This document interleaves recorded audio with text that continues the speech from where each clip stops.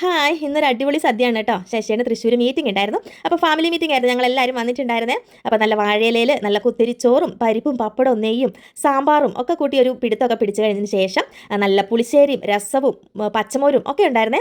അപ്പോൾ കൂട്ടുകറി നമ്മുടെ തൊടുകറികൾ എന്ന് പറഞ്ഞാൽ ചക്ക സീസണാണല്ലോ. അപ്പോൾ നല്ല ഇടിഞ്ചക്ക തോരൻ, പരിപ്പടി ഉണ്ടായിരുന്നു, അവിയൽ, നല്ല പൈനാപ്പിൾ മധുരം വെച്ച കറി, അതുപോലെ ഇഞ്ചിക്കറി, കൂട്ടുകറി, 2 കൂട്ടം അച്ചാർ, അതൊക്കെ കൂട്ടി ഇതാ നമ്മുടെ അച്ചൂസ് പരിപ്പടി തിന്നുകൊണ്ടിരിക്കുവാണ്.